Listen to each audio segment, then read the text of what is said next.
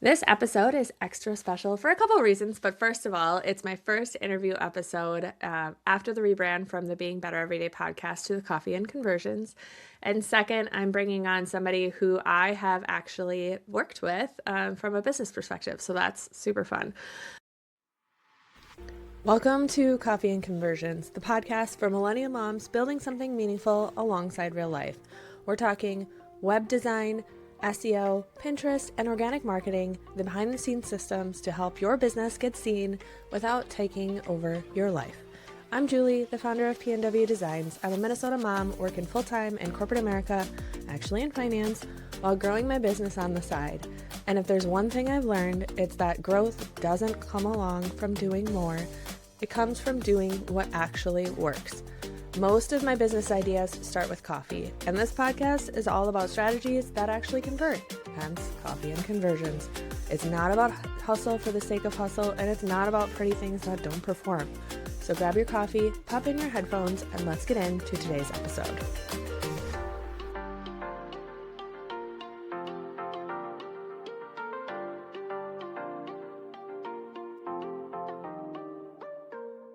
Today, we're going to talk, obviously most episodes we talk websites, SEO, building a business, and I love the interview episodes because they really get behind the person's story of running their small business. It's not just, all the tactical side of SEO. If you listen to my podcast, with the last episode, we talked all about ADA compliance, right? So instead of going super technical, now we're going into the story behind businesses.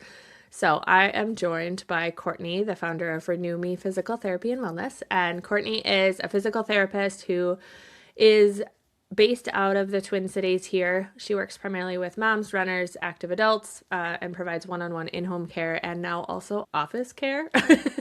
So we are going to talk about her story and also the opportunity of us getting to work together after, I don't actually remember who referred me to you.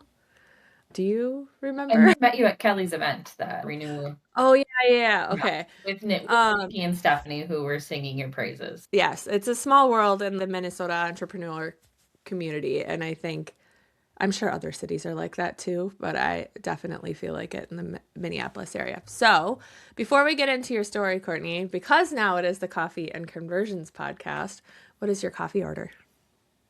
It depends. If it's in the morning, it's just a black coffee.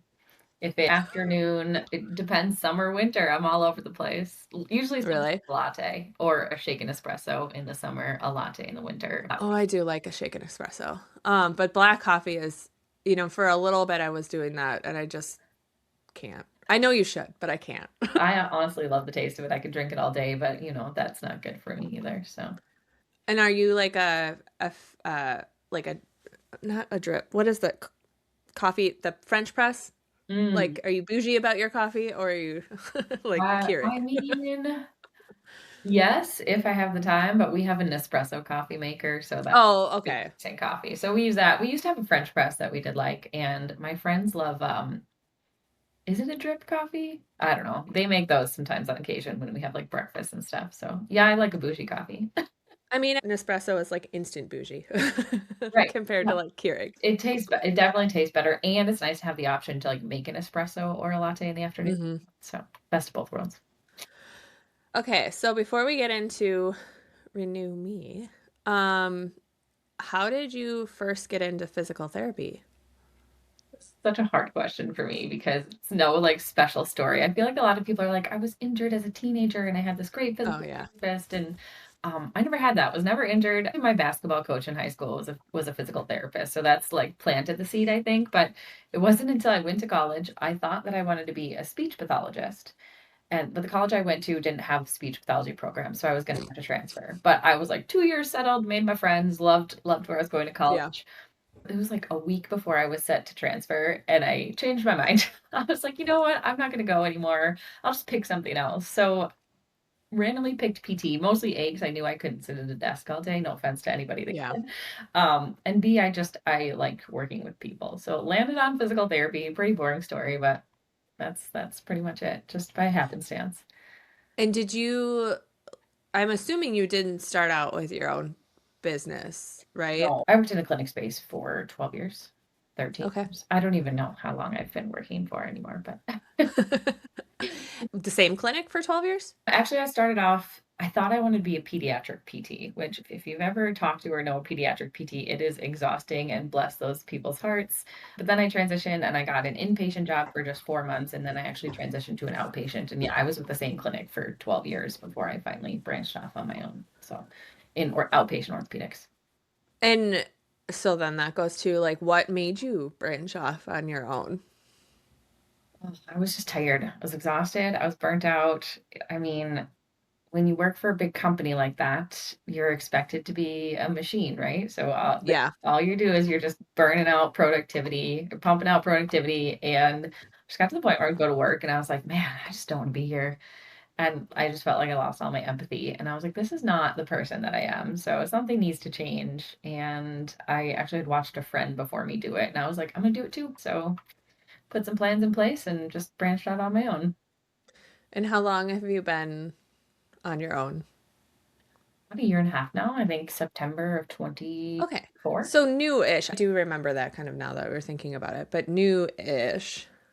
Yeah. Um, and it, so this be and for those who, I mean, we're not diving totally into the mom story side of things, but you are a mom Yeah. of a 9 and a 6-year-old. So your business came after. So obviously, I get as a mom and somebody who works in corporate, the burnout side of motherhood with a more corporate based job is a lot. And I always find it funny. So I sit in a ton of executive meetings in my job because I am in finance and I do like my job is literally to meet with the executives and business owners about their 401ks.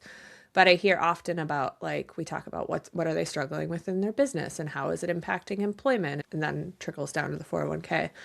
And there's so many business owners who like people just don't want to work or there's people leaving the workforce and I'm like I just want to like shake them and be like, well, duh. Like, Why do you think that is?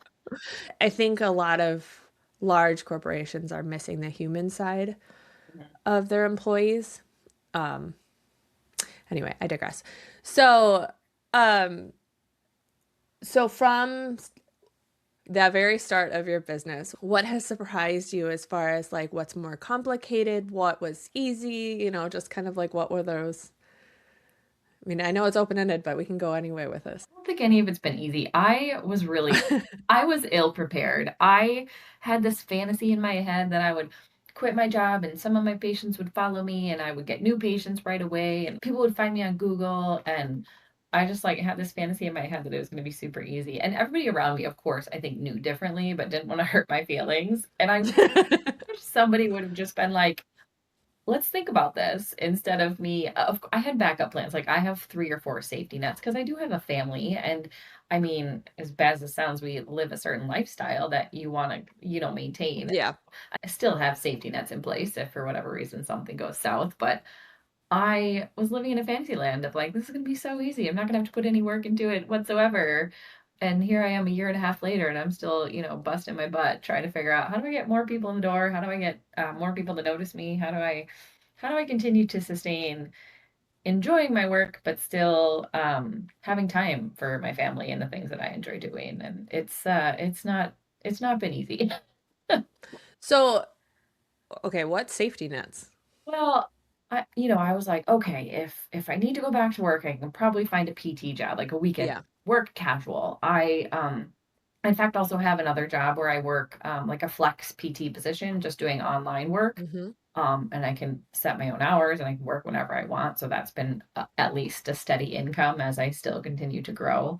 And then I was like, and push comes to shove, I just go back to work full time as a PT. Yeah. Like, there's always PT jobs out there. So I feel like I at least am in a profession where if I do royally fail, I can at least go back to work and not have burned any bridges or anything like that. That's a good perspective too, because I think, as I look at a lot of people always ask me, are you going to be done with corporate?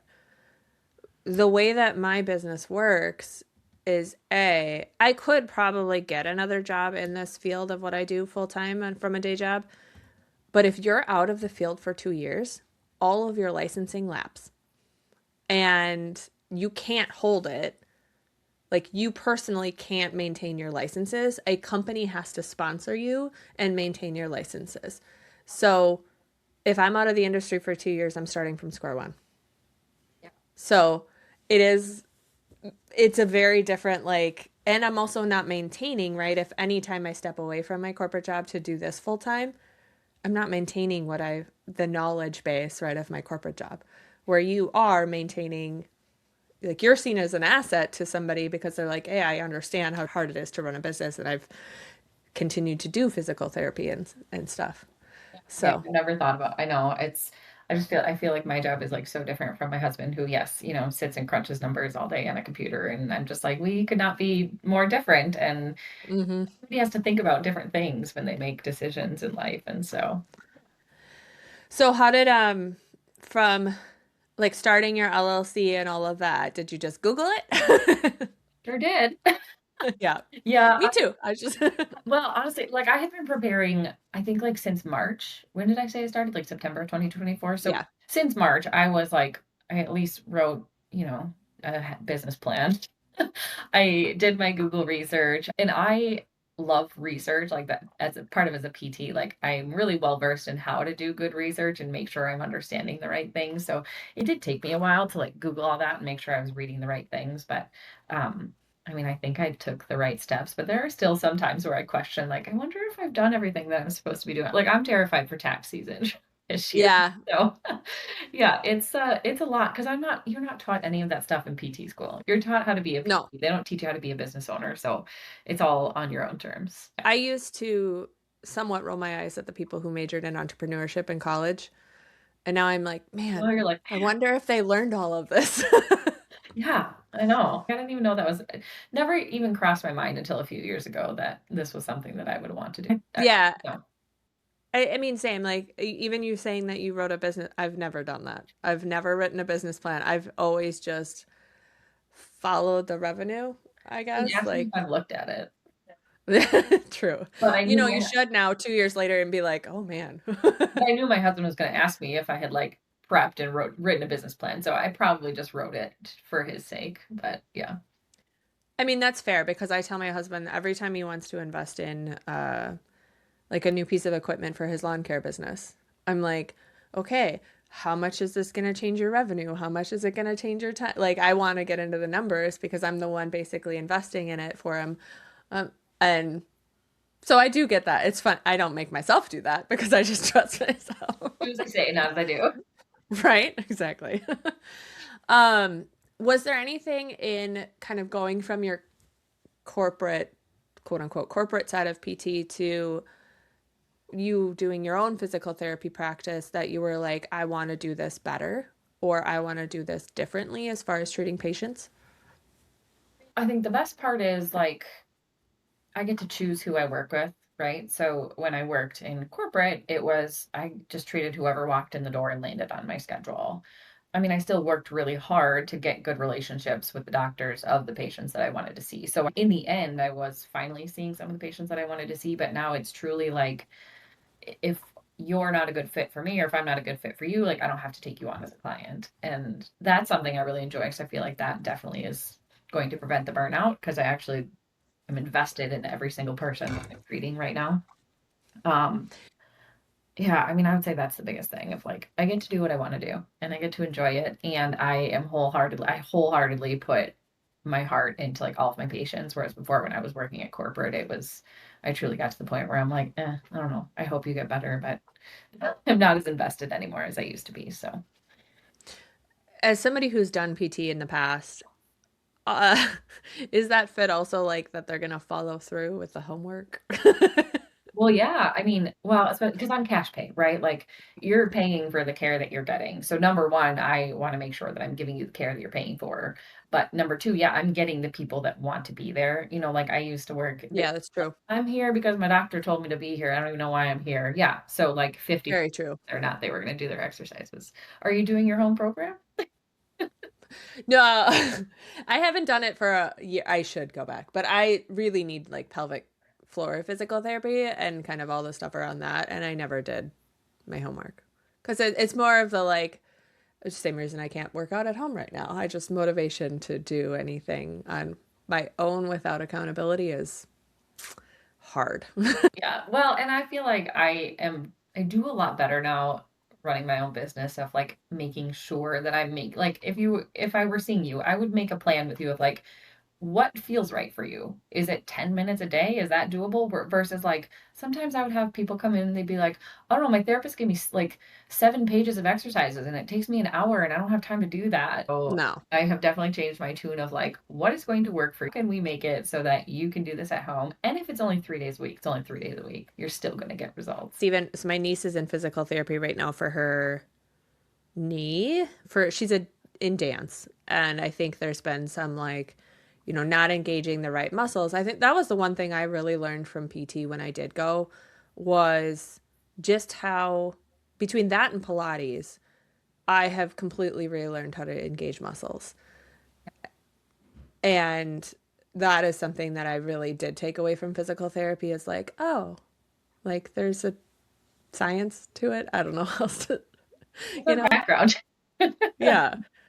Um, and she has like again, she was going to physical therapy for a couple of weeks and they gave her the exercises and she's really improved. And it was just her engaging muscles wrong and then therefore she became imbalanced and I think that's how they were fixing. I don't know. Well, and I think sometimes it's about also like for me, learning the person that I'm talking to and how they receive information and how they like take education and what works for them, right? So it's like this game I play with every single person I see of like how can I make this make sense for you and how can I want you to learn this and how can we work together to get you to where you want to be? It's so I mean, yeah, it's like my brain is on constantly of like what makes sense to you? Because what makes sense to you might not make sense to somebody else. So, It is there from a specialty perspective. So walk me through kind of like your specialties as a physical therapist. yeah, I have an orthopedic clinical certification. So that's a special certification that I took to be orthopedic, right? So orthopedic is basically your whole musculoskeletal system.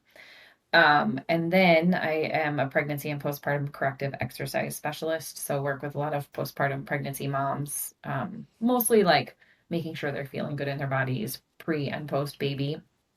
And I technically do pelvic floor. I don't advertise that I'm a pelvic floor therapist because I prefer to be more of like a performance physical therapist for moms.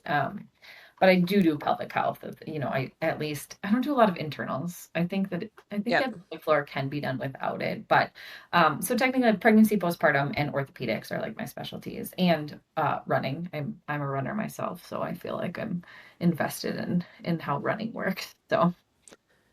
And I think that's all honestly where a lot of even my imbalances came from is I was a pretty active runner in my 20s and then got pregnant and realized I was weak in a lot of areas and tight in a lot of different areas and like you just don't know until you know. Well, right. We're really good. Our body's really good at adapting and covering things up. It doesn't break, but eventually it kind of gives up on you.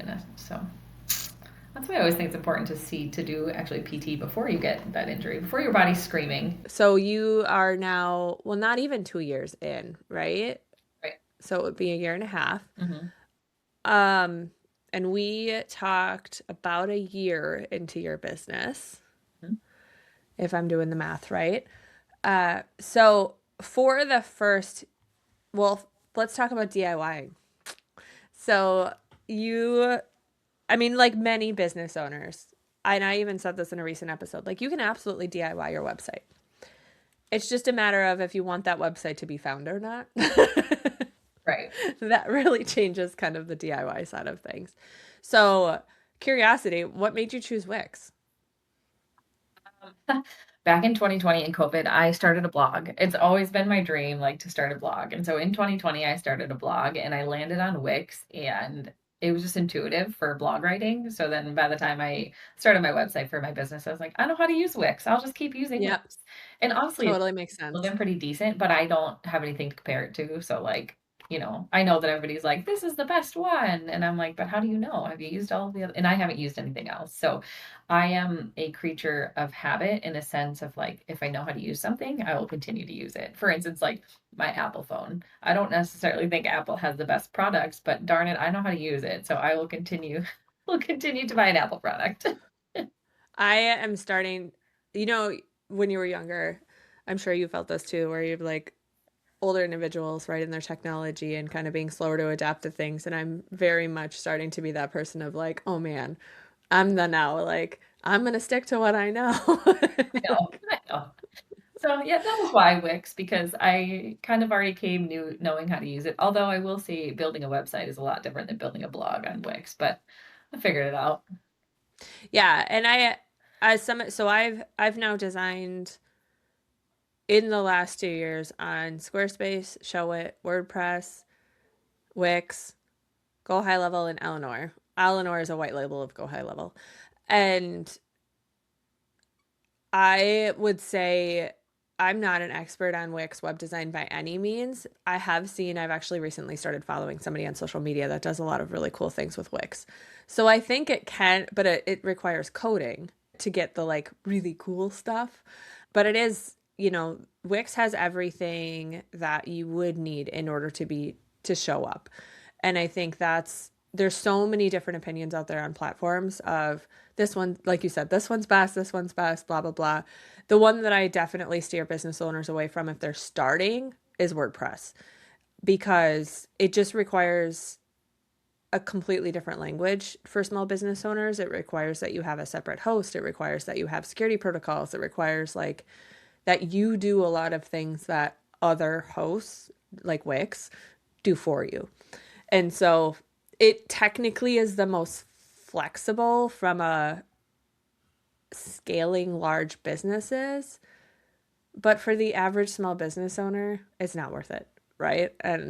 Um and a lot of people love Go High Level because it's all integrated into one. But my opinion is like you can't be the best at everything. And so I don't like Go High Level's web platform is crappy, but I have clients that stick to it because it's all in one.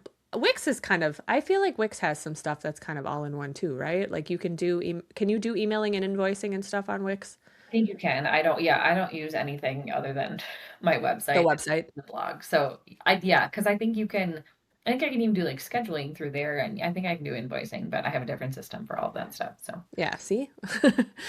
So on the business side of things, what else has helped in running a business for you? So besides probably, I mean, for me, it's like surrounding myself with people who've been through it, but yeah, I think the biggest help is finding the people. And when I first started out, like it's all about networking, right? When you start a business, it's networking, right? You want people to know your name. And so I was just like cold emailing and like stopping in offices and, basically trying to get my name out there.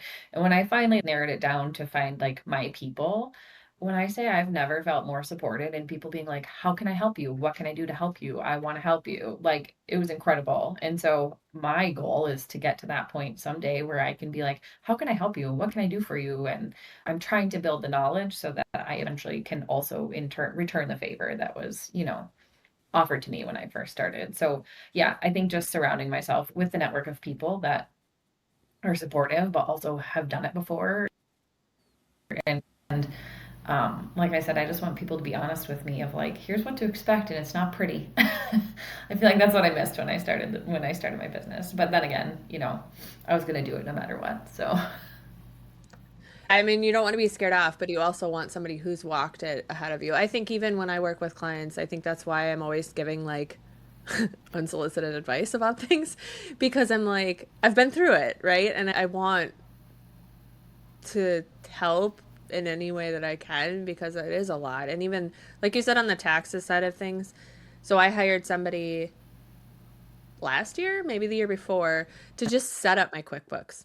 It wasn't even necessarily ongoing work, but like set it up and explain it to me as somebody in finance, like I should be able to get it, but it's still a different language. And so now I at least feel like I'm tracking things correctly, but I know I'm not maximizing deductions or, you know, in theory, most all of my services are all digital. So like I'd have receipts somewhere, but it's not like organized.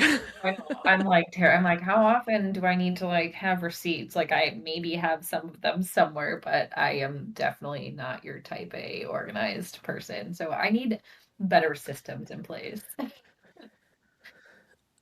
So, speaking of systems, one of and obviously it probably doesn't impact your business as much, but curious if you're using AI for anything in your business. I use AI to help me like with my socials, and I use AI for guidance in terms of like what are some things I should be expecting, what are some things I can project from like a business standpoint in terms of like my charting or anything like that. No, I don't use. But for socials at least. And are you just having it generate ideas or have you gotten to like the creation side of things yet? No, but basically use it as my business coach, which if my business coach listens to this, she would probably have a nervous breakdown about that. But no, I'm basically like, here are my ideas. Can you help fine tune them? Like I try to still keep everything authentic as it like comes from me, but just some tweaking in terms of like, this is what I'm thinking. How can I put this out there a little bit more fluid instead of the choppy ideas that I have? Recently, so a lot of people have been talking about Claude, and I was a ChatGPT person. And so I've been testing Claude Cowork, where so on my Pinterest pins, like specifically for my Pinterest pins, I have a system where I have a template, four templates of 52 pins, and each 52 pins is one piece of content. So a blog, you batch it for 52 pins, which basically means it's posting a Pinterest once a week. Okay. So it's a very like systems based Pinterest batching. And Claude can now go into my Canva, edit the pins based on the titles that I give it, and change out the photos, which is just kind of nuts to me. Yeah.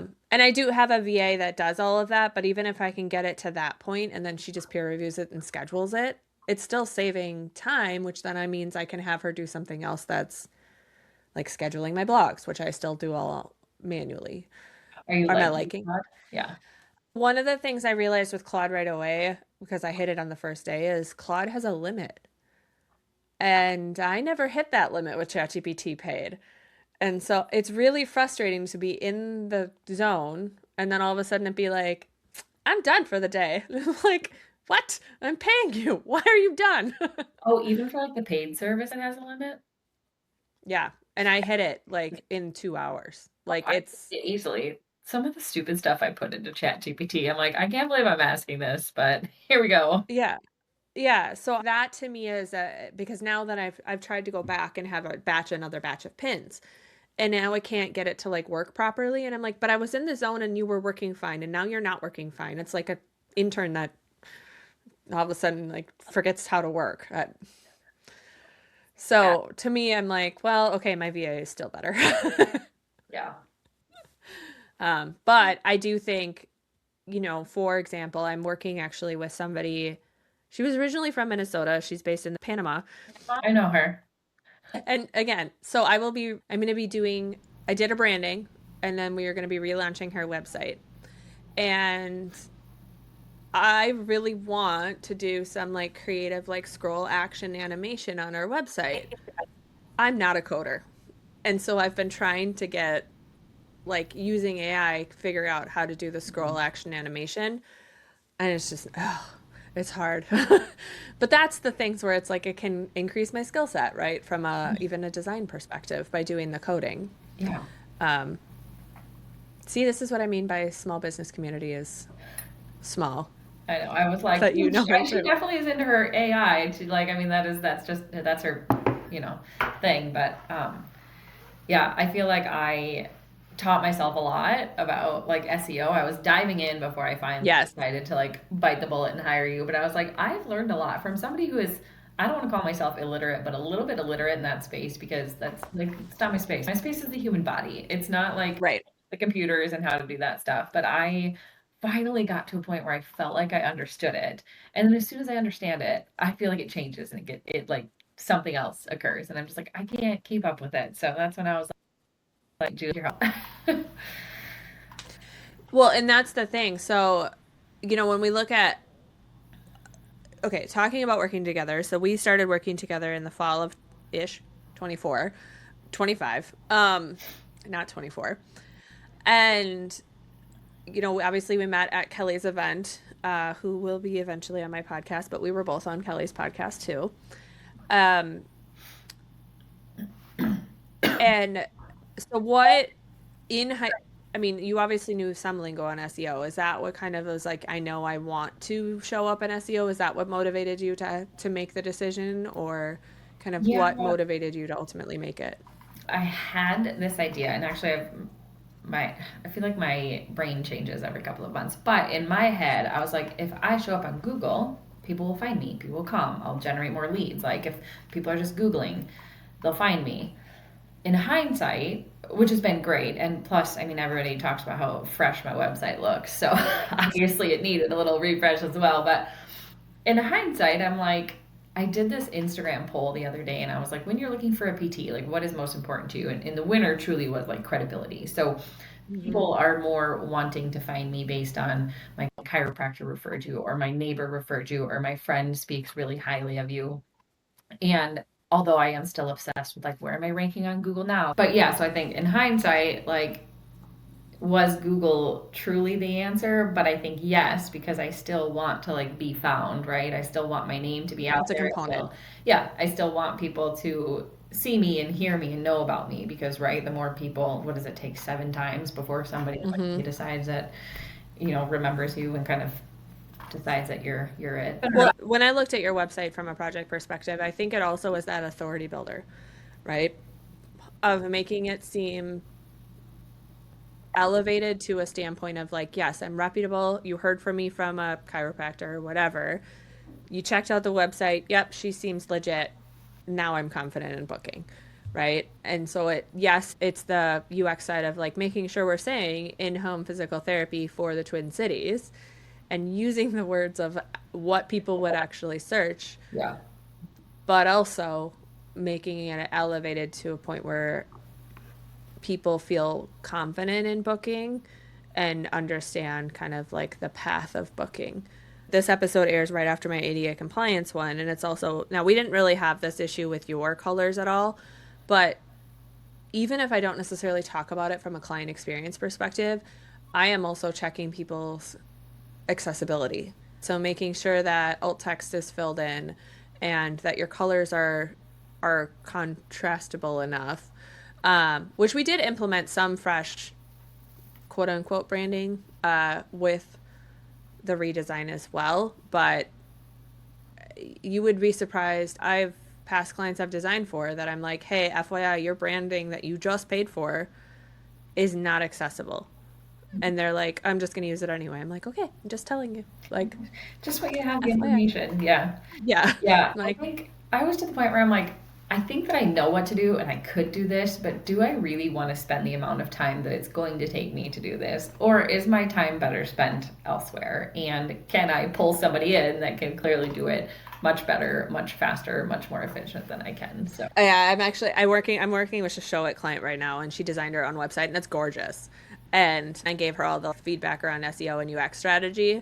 And originally she was going to implement herself, and then she saw all of it, and she was like, well, you can do it. yeah, I know, right? We all have a million things on our plate, and I think if you can outsource to somebody you're confident in, it makes it a lot easier in being able to focus on what your kind of Yeah. genius Yeah. is. I have no qualms outsourcing. Yeah, I mean, time is money too, right? Like you should pay for someone else's time to do something that would take me, exponentially longer. So, I will say though, you are my only client that researched or understood schema code before I implemented it. I was so proud of myself, Julie. I was like, "Oh, I did that already." Yeah, you were the only client that I've ever had it done. Even for clients that have had web designer, again, because they're not hiring an SEO specialist, right? But like even for clients who've had a web designer build their own website, they don't have it. So when I went back and checked all of my clients for it, and you're like, oh, I already did this, I was like, Impressed. What? Yay. Right. I mean, I did have some help. ChatGPT helped me, you know?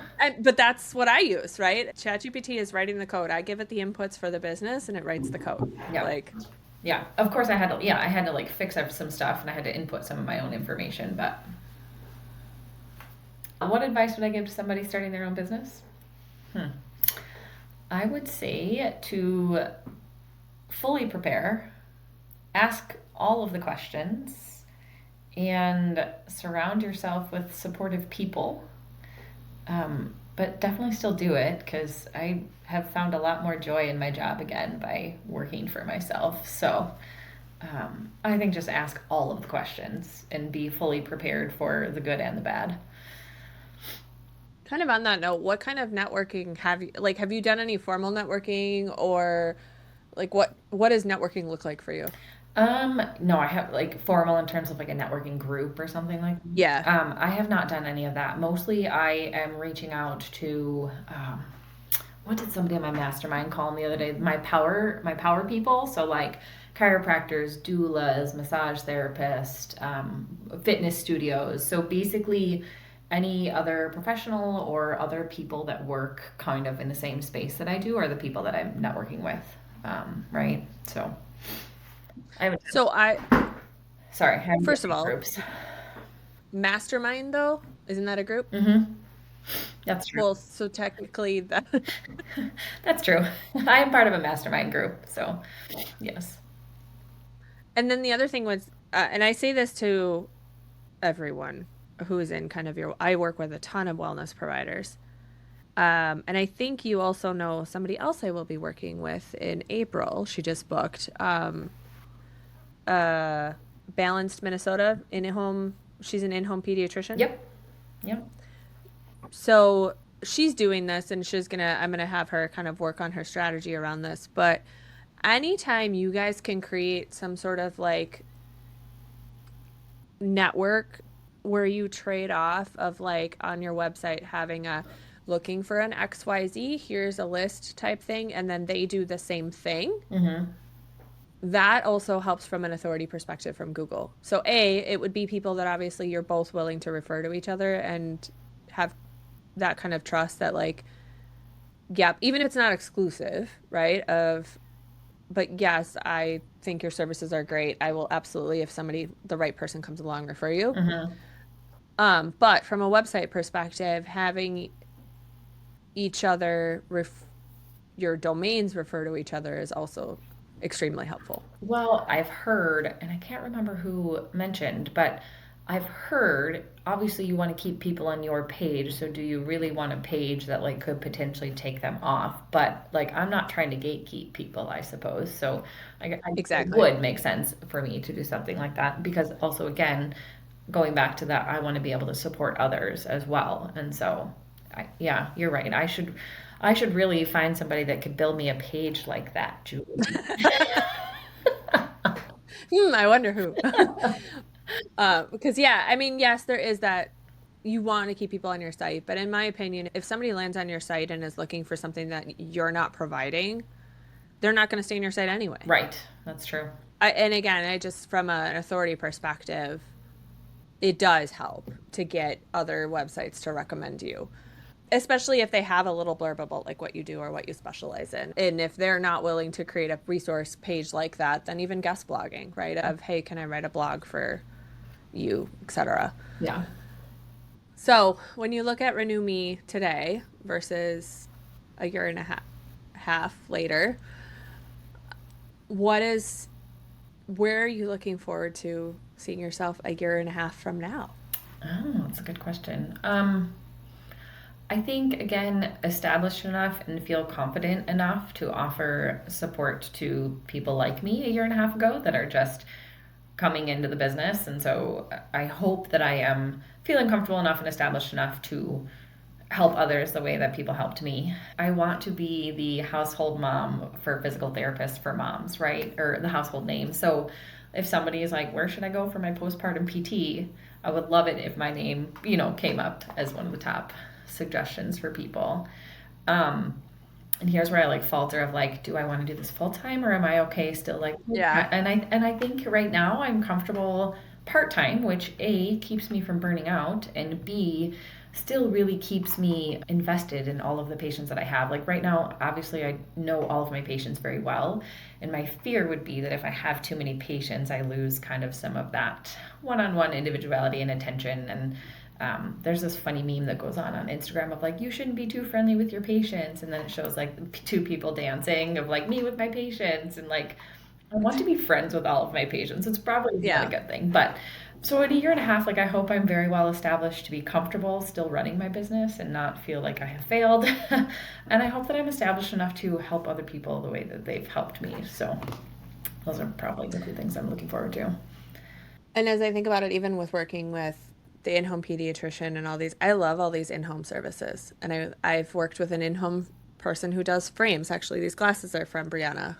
And it's just like, I love when I don't have to leave my house. It's convenient. I mean, not to mention it saves you so much time. Like, especially if Yeah. somebody has to take time away from work.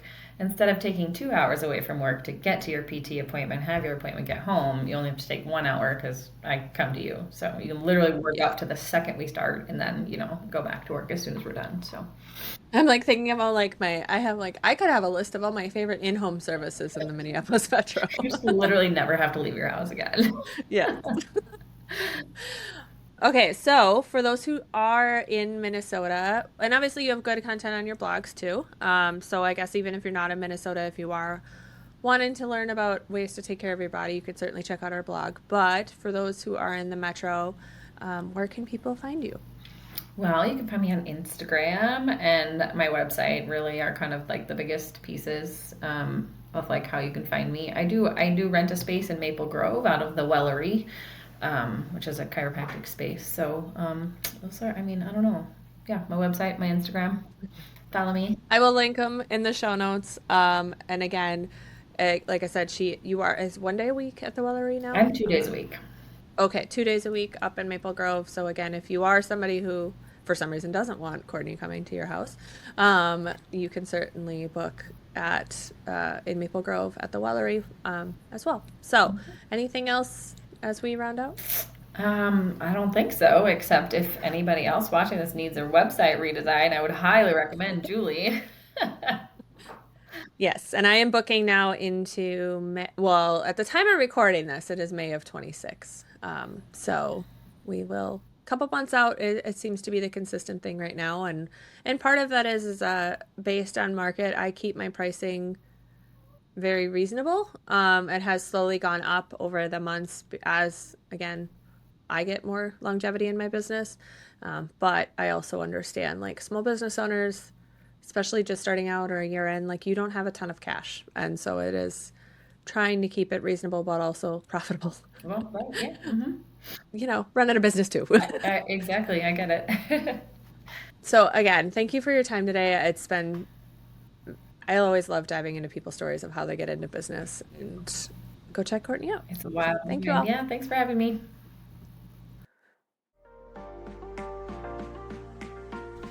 And that's a wrap on today's episode of Coffee and Conversions. Thank you so much for being here. I truly appreciate every single person who listens.